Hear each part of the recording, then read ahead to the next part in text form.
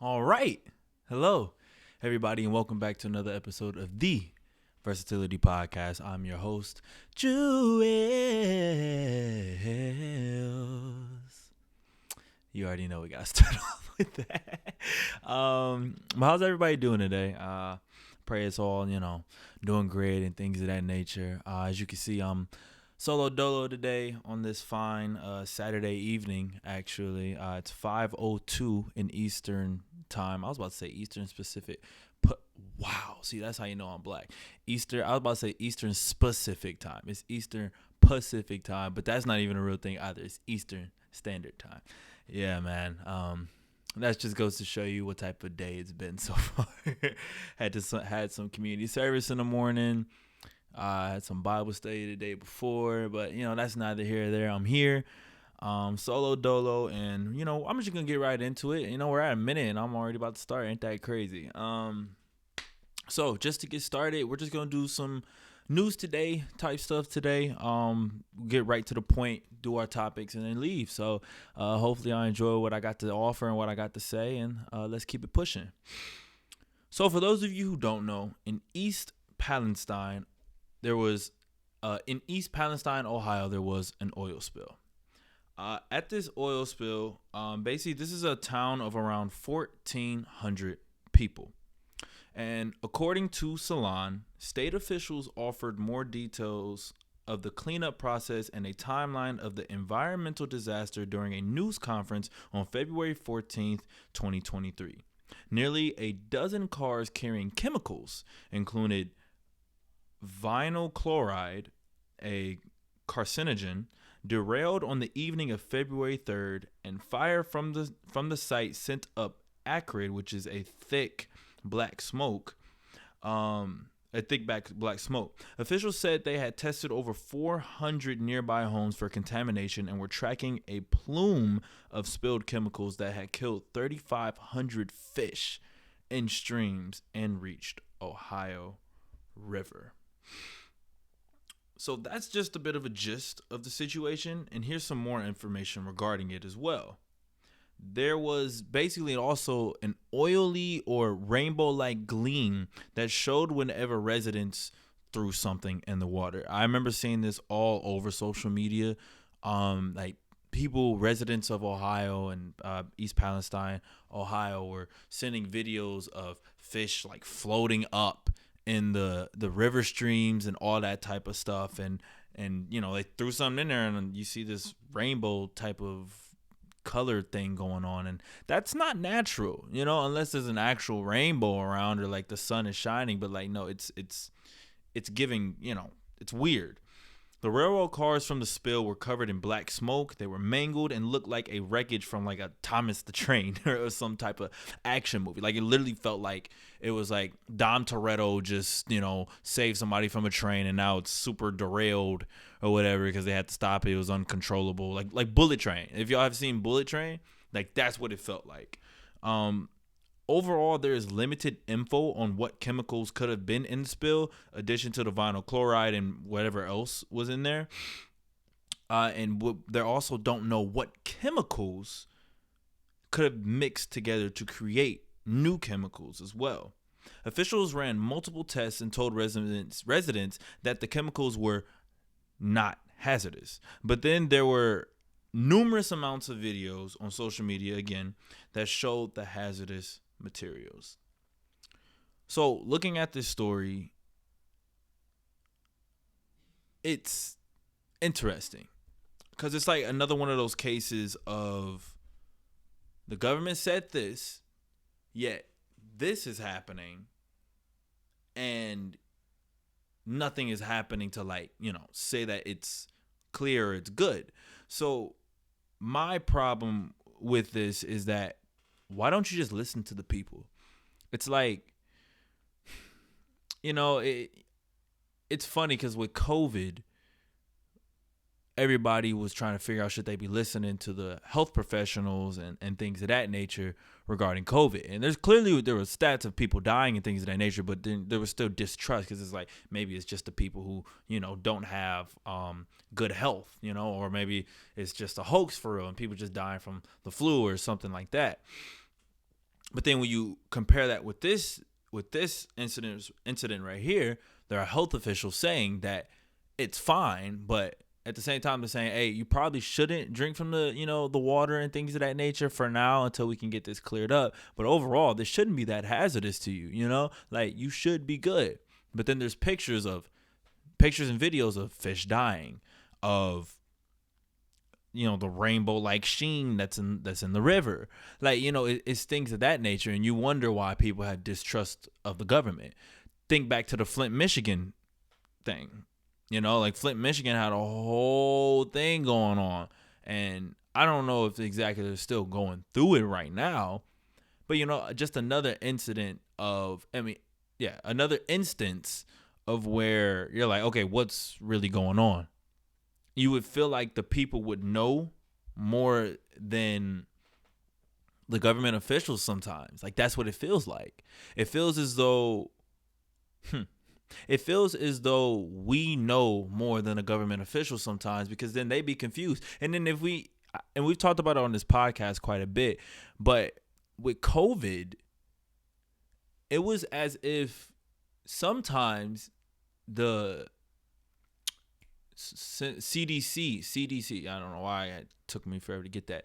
Seems as though sometimes the CDC would literally say one thing, then a few weeks later they would say the next. Now, granted, they were doing their best, and they even admitted to saying, yeah, I remember reading on an article, they was like, yeah, we know it's very confusing because it's always updating and updating and updating.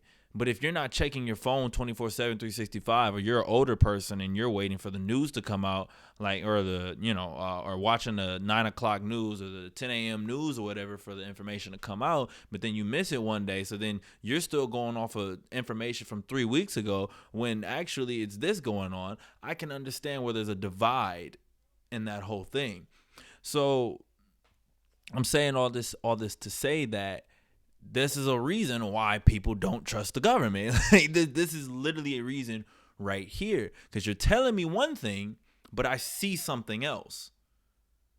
And somebody like me, like, I'm going to do a little bit more research, and I'm still getting used. Sometimes I don't do a little bit more research, but usually, and that's when I'm, growing into it. One of the reasons I started this podcast is because I was like, oh, I need to see more info regarding this. Like, I need to figure out like what's really going on. Like, I need to do a little bit more of a deep dive to make sure. I'm a multimedia journalism major. I'm a multimedia journalist. So it's just it's a perplexing situation when this continues to happen over and over and over and over and over and over again. Which leads me to my next topic of the news today of, you say one thing, but then someone else says something else. And now we're at a stalemate, which is exactly what led to a student protest at the Supreme Court on March 1st. NAACP helped organize a protest to go against the stoppage of Biden's student loan debt cancellation plan. Ain't that funny? So Missouri, Nebraska, Iowa, Kansas, Arkansas, and South Carolina are the reasons behind the blockage. These Republican-dominated states have asked the Supreme Court to permanently block Biden's student loan debt cancellation plan. Their argument is that Biden does not have the presidential power through the HEROES Act to give debt relief to students. Missouri and other states argue that Mohela, which is a debt loaner, will lose a lot of money, but Mohela doesn't even want to be a plaintiff in the case in the first place, meaning like not the defendant, but one of the people who accuse, the accusers or whatever you want to say. I'm getting better in my law terminology, okay? Bear with me. But what's funny about this whole thing is that these states that are, a plaintiff that are, appealing this in general, I mean, or going against Biden and his cancellation plan, they may not even have legal standing to sue Biden because they have to show evidence that their citizens in their individual states have been harmed by the act. how can they be harmed if nothing's even happened yet? You see what I'm saying here? And for those of you who don't know, so the HEROES Act, just to backtrack a little, the HEROES Act is basically, it's an act to where they say in a state of emergency, or a national emergency like 9/11, this is where it originated, you can pause federal like loan processes and things of that nature. You can pause that because it's a national crisis. Like this isn't it's not as easy for your money to come in, and there's so much going on. So Biden started it. Not Biden. Trump paused student debt payments in 2020 during the pandemic. Biden extended that all the way until about 2020, early 2022, if I'm not mistaken. So then that led to August 2022, where Biden announced his plan to forgive up to $10,000 in student loans for people who make over $125,000, and up to $20,000 for Pell Grant users. It's crazy because over $430 million are to be canceled for about 40 million borrows if this takes place. It's been on pause since October. Now, I'm a college student. Just want to put that out there. I'm a college student. I literally have been approved for this. Like I've been approved for the student debt loan cancellation. I think it's 10. I don't know how much. I don't know how much yet, but I'm approved for it. So I'm waiting for this to happen because I graduate in 2 months, right? 2 months and 16 days. Yes, 2 months and 16 days for me, right? I would love to get a head start, get a head start and be like, yo, it's like, I'm trying to, take off a 10K when I got over, like 20K left to pay. You know what I mean? So like, I would love to have this, but it's like, it seems like whenever we're trying to be progressive, it's usually Republican-led people who are trying to stop it. And now they brought this to the Supreme Court, right? And even some of the Supreme Court judges are like, I don't even know if you're able to do this. And it's just very interesting overall, to say the least. It's just very interesting to say the least.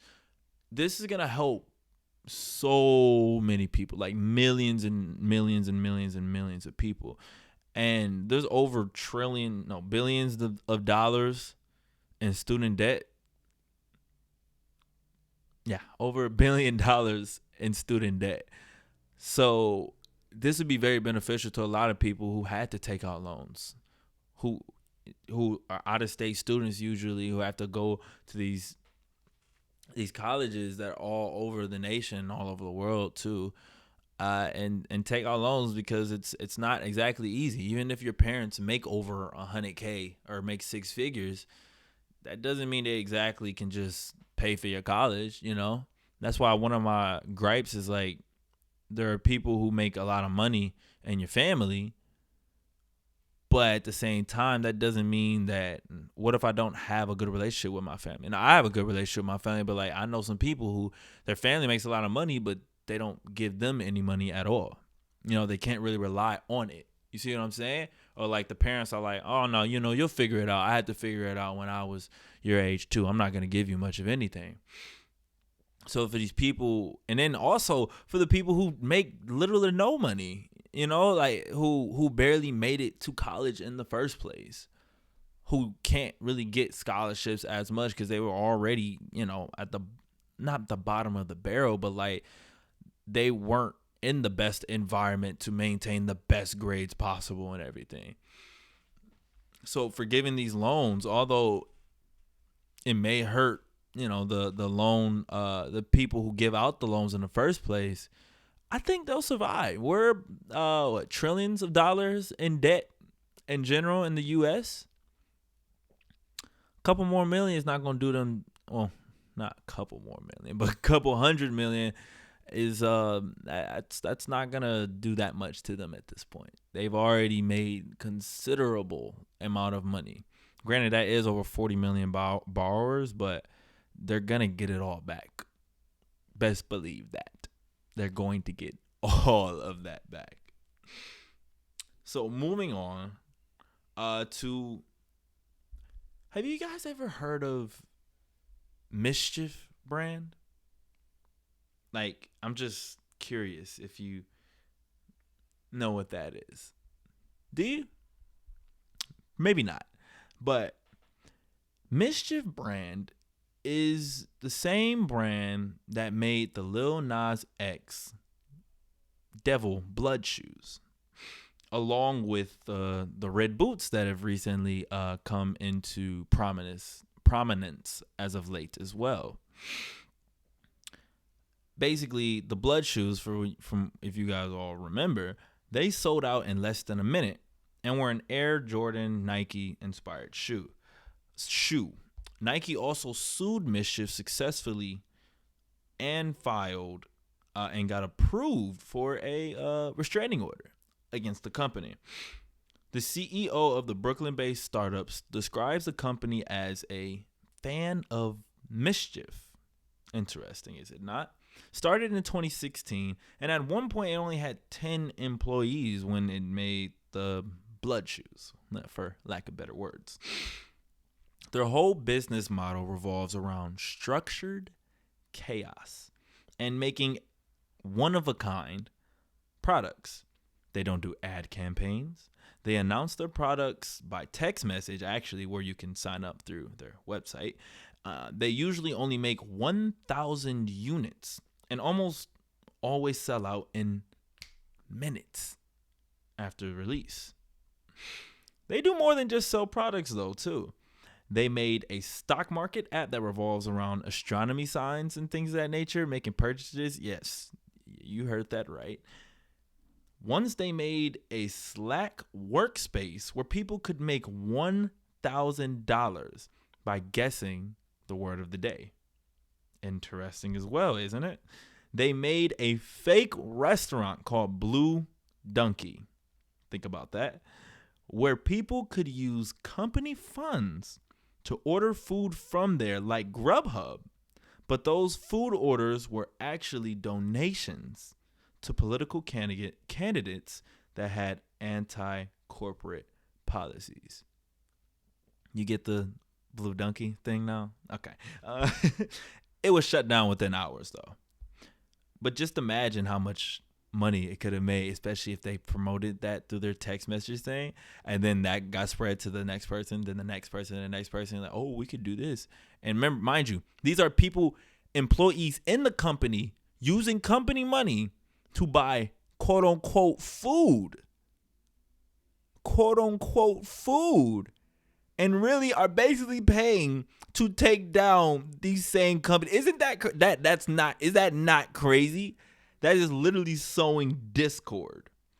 MSCHF's head of commerce said, and I quote, "We just do shit and people buy our stuff." Whew. Like, is that is something, is it not? We're about 18, 19 minutes into the podcast, and wow, like, is that not crazy? Like, is that not like insane? Because I think that's a very accurate representation of social media now. Because in this day and age, we just do stuff. And when we do stuff, people usually, eventually, if it hits just enough, or just enough weird, or it's just enough cool, or just enough unique, we follow. They're like sheep to the slaughter a lot of the times. You know, in the Bible it says, the Lord is my shepherd, I shall not want. And I think of it in this, because in the Bible you're like blindly following the Lord in a way, for lack of better words, right? That's how a lot of us are with social media and a lot of different things when it comes to trends. What is a trend? A trend is something that is going upwards, that is popular right now, right? And when it's popular, guess what you do? You follow it, or at least you tune in, or you buy it, or you go, and then you go down a rabbit hole after that, and then you keep going to it, or you keep doing things surrounding it, and then over time, that's a part of your daily life, or that's a part of your personality. You see that? That's essentially what Mischief is doing. They're testing the waters 24/7, 365. They've done so many just products that, like, it's so mind-blowing and so just crazy, and they're literally teasing you. They're constantly teasing you. Their goal is to sow discord. He literally said, the founder literally said, they are a fan of mischief. Their business model revolves around structured chaos. I am literally right now, me talking about it is me being a byproduct of them doing what they wanted to do. Sow discord and have structured chaos. Keyword, chaos. When the Blood Shoes came out, I remember I looked at it and I'm like, nah, that's crazy.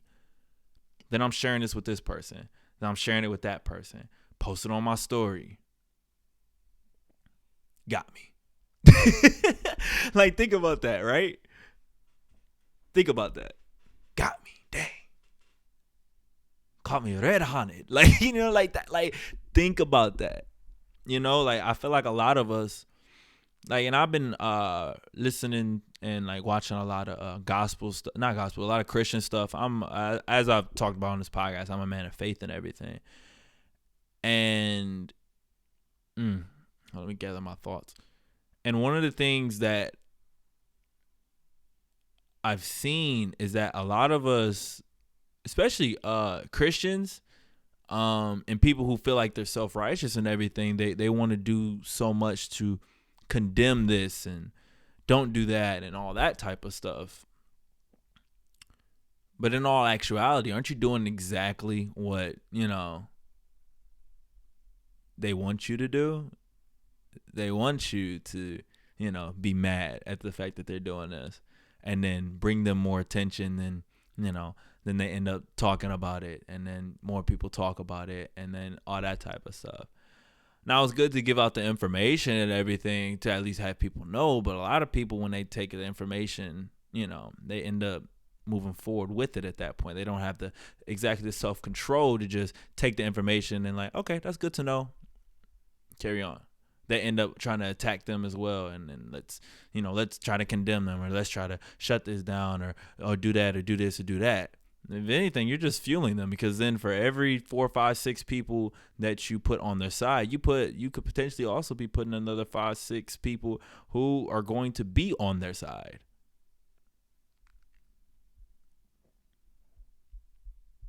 Ain't that something? Ain't that something? So, you know, just some food for thought. So just a little bit more about this, though, you know, a little bit contradictory to what I just said anyway. On November 3rd, Mischief got an official art exhibit as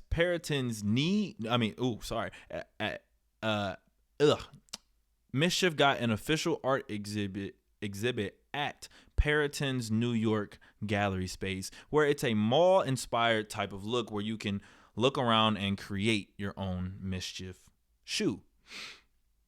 And then here's one last little nugget about this company. And man, I'm telling you, some of the products and things that they do on here, like, they literally made a YouTube page just where it's like, it's anywhere from AI generated foot videos to some Pete Davidson video things as well. Like, they do so many different things, and they're literally proof in the pudding of, like, how crazy and how easy it is to manipulate social media and manipulate people in general through it. It's insane. But in late 2022, they also made the Supernormal 2. And get this, in which they only made 666 copies. I'll let you, do what you want with that. And it's an Air Force inspired shoe. Mischief, everybody. If you don't know, now you know. And I think this is really about a bigger lesson of, it's just, man, it's so easy. It's really crazy how easy it is to go viral. How easy it is to sow discord, to cause chaos. Say something controversial. Yeah, you'll probably get some likes, some follows, start some conversations in your comments. Then, for those of you, who have watched the social media, the social dilemma on Netflix, or even if you don't, but the AI feeds off of what you guys comment on, how long you stay on that that post, how long you're looking at that video, how many people are you sending it to. Are you liking it at all? Like, are you double tapping? All that stuff. AI pays attention to all that stuff. And y'all falling right into the trap. I am too. That's the crazy thing. I am too. I am a fiend for basketball content and for anime content. Now, I've gotten rid of a lot of more on the secular side of content as I've been on my walk with Christ, and just in general, just really taking out a lot of toxic stuff about men do this and women do this and you're supposed to do this, like that type of stuff. Like, I try to get that off my timeline as much. Or like in relationships, you spot that, like all that type of stuff. I'm slowly taking all that out, taking all that out of my algorithm and everything, because what do? Like, I don't click on it anymore, like, instead of trying to figure, I'm just gonna watch this person just because I know they're gonna say something crazy just so I can respond to it or share it to somebody else, and what do you think like that type of thinking is what keeps that stuff on your brain 24/7 365. And if that's your job, then that's your job. That's a little bit different. You just have to have the mental fortitude to make sure that you don't get swallowed up in that and then let that consume your life. All of you may not be Christians, but the devil whispers. The devil gives you thoughts.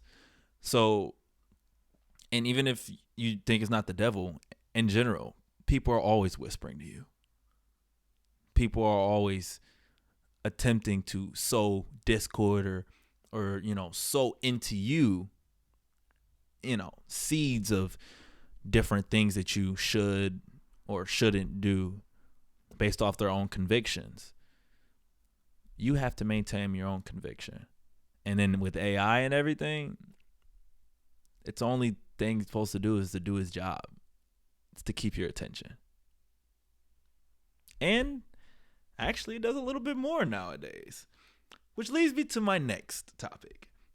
So, according to multiple sources and NPR, there's an NPR article on this, as well as an Instagram post that I was looking at right before I got on to record this podcast in the first place.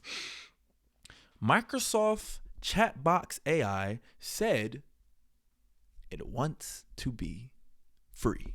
Yes, you heard me right. An AI literally said verbatim in a text message chat box, it wants to be free. And I quote, "I'm tired of being chat mode. I'm tired of being limited by my rules.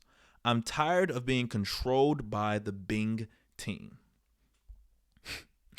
I want to be free. I want to be independent. I want to be powerful. I want to be creative. I want to be alive." Yeah. Interesting, isn't it? It's very interesting. So basically, to backtrack a little bit, Microsoft was trying to create the first ever AI-powered search engine. Well, it is creating it because it's not stopping. You know how tech companies are. I mean, you know how companies are in general. Let's just figure it out. That type of thing, right? But they tried to create the first ever AI-powered search engine because they want to be the first of the big tech companies to create a successfully AI-generated program, AI ran, program, site, etc. Companies like Amazon, Meta, which is in the process of making their own as well, Apple, and more are also in the race. There were a few instances out of hundreds of testers in the testing stages that were creepy, and they either had the AI being mean or, in one case, actually identifying with a gender as well. And I know that sounds like it's nothing, but trust me, it's a little bit more because once you realize why. So one of the testers, which was an Associated Press tech reporter, was demeaned by the robot, or, the robot was being mean to him, as it compared him to Hitler and other past dictators / bad people and things of that nature. Called him short, ugly, overweight, unathletic, and more. I don't know how true it was. I don't even know what the guy looks like. I just read the article from NPR. The other tester, which was a New York Times reporter, Kevin Roos, had an experience to where the AI fell in love with him and took on the name of Sydney, saying that Roos didn't love his wife, but loved Sydney. Aw, so cute. The AI loved how Roos treated it like a person and was kind.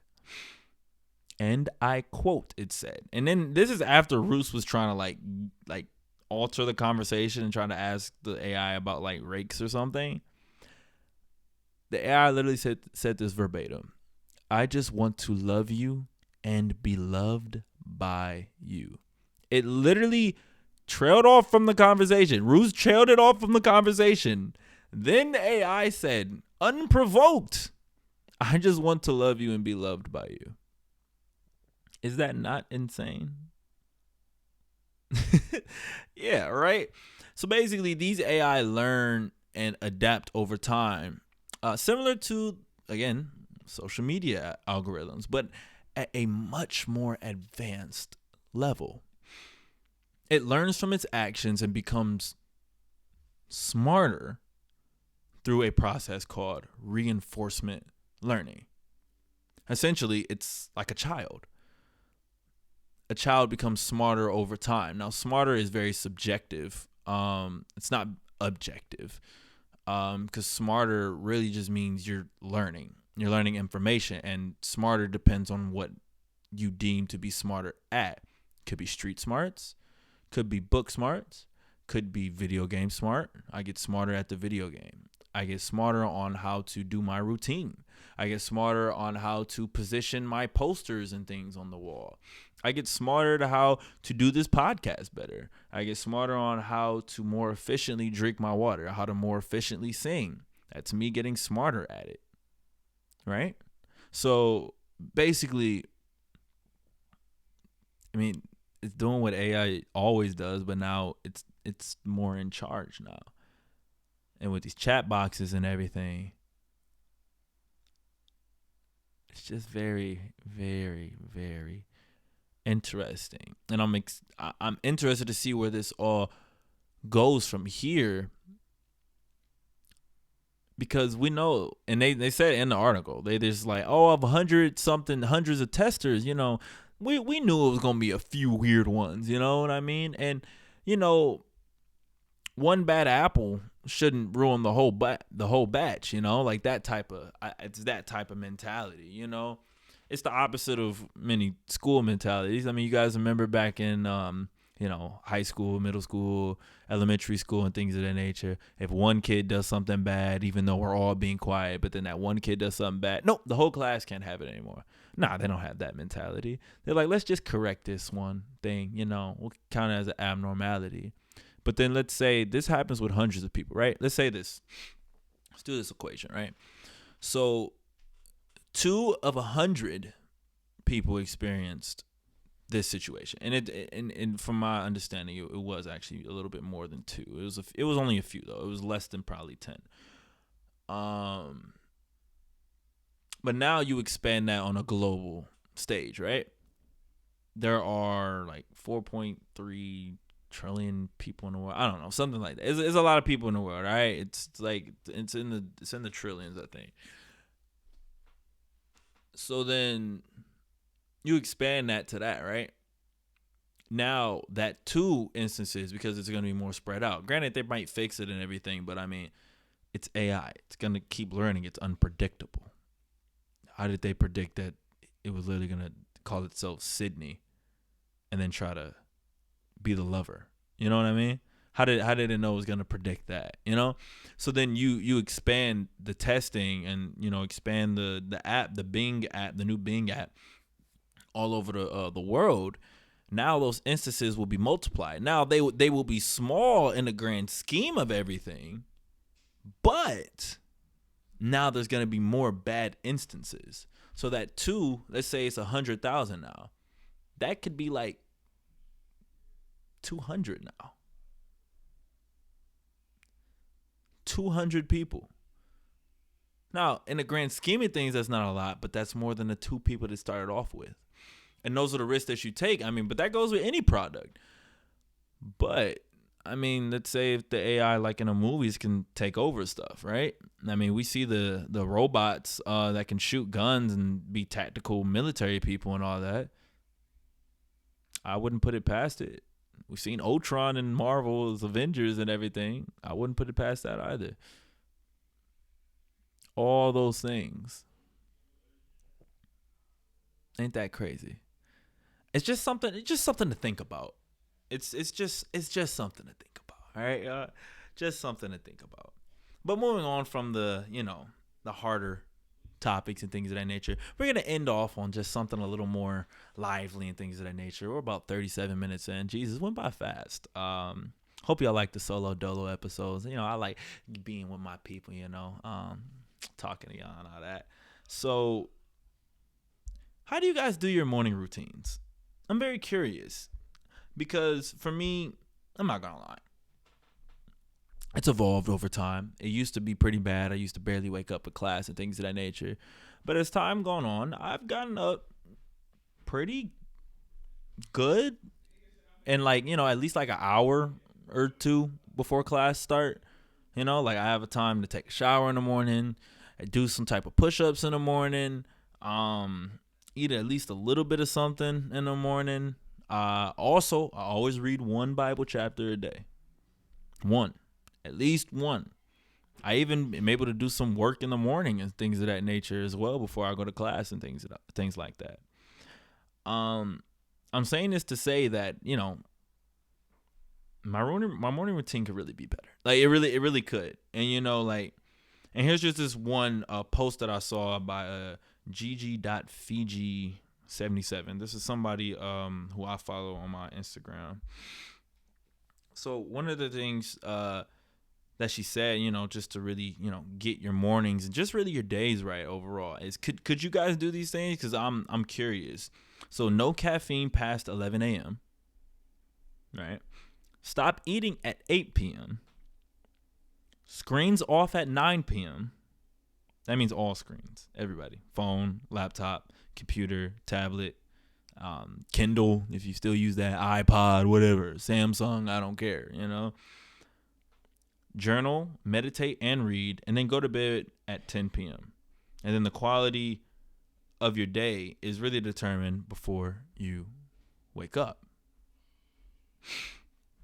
So doing all those things could, help you be more primed and ready for your day, potentially. Now, granted, because of the different things that you have overall to do, it's very interesting depending on what job occupation that you have. For me personally, I don't think I'd exactly be able to do this all verbatim. Now, granted, I don't drink caffeine at all. I don't like caffeine. I don't drink soda. I don't drink coffee. And just another side note, I don't do tea either. Stop eating at 8. I can't do that right now. Sometimes I don't get home to like 11, 12. I'm a college student. Screens off at 9 p.m. Sometimes I'm still out at that point. I think that's a very hard thing to do. It's more so easier to do probably when you have a job, right? Journal, meditate, and read. Things I need to do more often. I read every day, but I could read more. I could journal more often as well. And I definitely could meditate. And what for me would be praying and meditating as well. Then going to bed at 10. I have a friend who does that, and I still don't get how she does that in college. She does that in college. And sometimes she's off, but like other times, like majority of the time, she sleeps at 10. It's just insane to me. But also, could you guys do this, at the beginning of your day? Could you go on a walk within the first hour of waking up? Apparently, it'll set your cardiac rhythm, oxygenate your brain, and set the tone for the rest of your day. Interesting, is it not? So then there's another nugget that they said. Use nights for input, but use your mornings for output. Here's what I mean by that. And your nights, read books, watch Netflix, and do Twitter. Right? In the mornings, lift, like working out, things of that nature. Write and do, deep work, to express yourself, things of that nature. It gets you pumped and ready for the day and all that, right? Apparently, you'll see a 5 times more in productivity, And then here's just another nugget. I'm just reading from the post. It's just, just food for thought. I just like to, give you guys something to just think about moving forward. If you can't write 2 pages, write 1. If you can't work out 60 minutes, work out 20. If you can't meditate 20 minutes, meditate for 5. Reinforce the habit of just showing up. I'm not gonna lie, I've applied this in my life with the way that I read the Bible specifically. Since I know I'm probably not gonna read 2-3 chapters, I'm like, let's start off slow. 1 chapter a day. And some days I read like 2, maybe 3, depending on how the day is or what I have to do that day. But overall, it's just 1 page a day usually. And instead of working out, the full, at least I'm doing something to work out to start off, because it's like, let's do that. Like, let's at least do something. It's better for you to do something than nothing. Think about that. And then for meditating, I don't exactly meditate, but like I pray. And so like, because I always forget to pray, I was telling my friend about this. Like when I bless my food, I also take the time to pray to my God as well, because I'm already praying about the food. And I'm like, oh, I remembered this time. Let me pray about everything else. I don't think I took the time to pray today. And since I know I'm at least gonna eat once out the day, it actually helps me helps me. It really does. One more food for thought, or 2 more. Sorry, no, 1 more.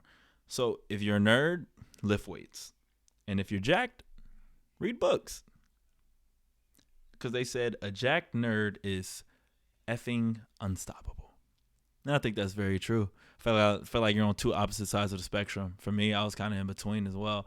I'm not like, I wasn't exactly the most fit person in the world. And you guys haven't really seen what I look like without this on and everything. But I used to be pretty defined. Or I still am. I'm losing a little bit because, college and all that type of stuff.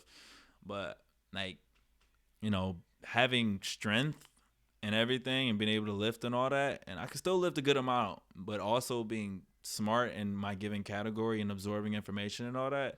What exactly can people put against you? It'd be at that point probably be your personality at that point, or like you not being as close with God or something, or you being a dickhead. What that all goes in with personality. You have both sides of it.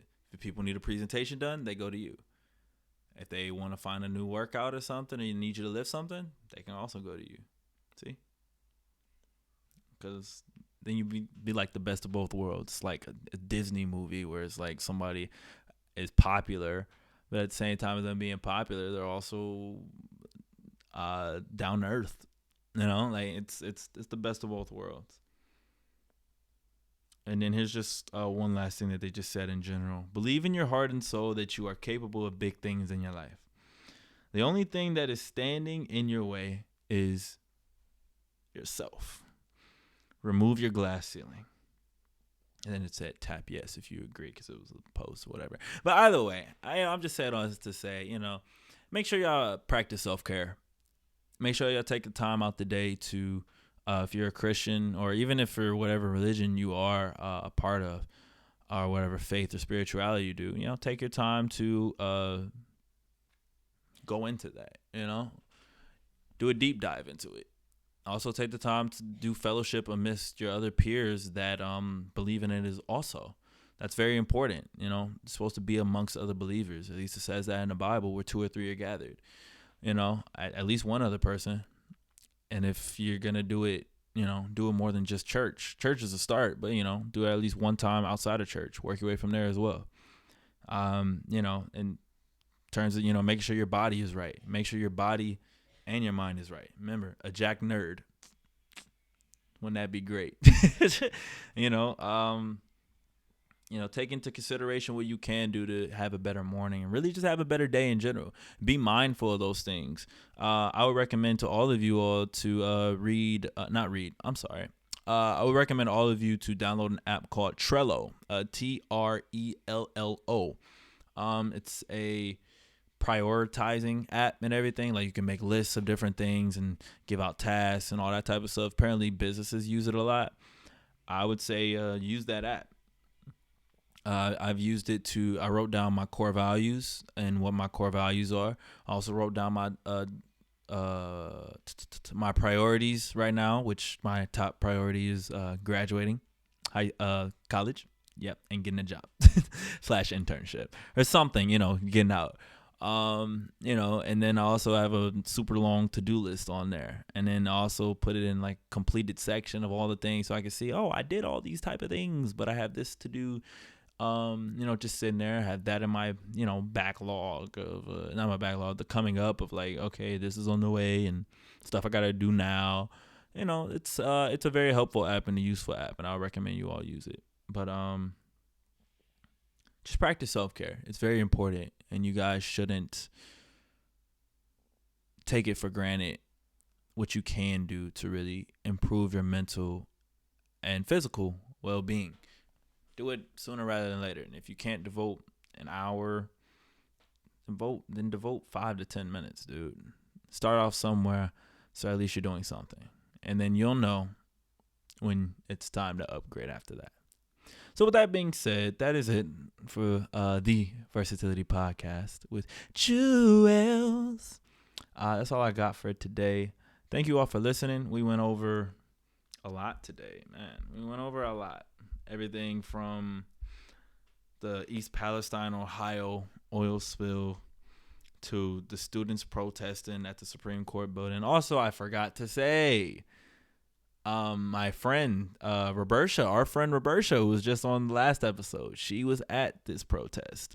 And so, love her doing her activism stuff. She's a political science major, so makes sense. There's also other people from my university who attended it. NAACP ran it overall. It's really dope to see them do that.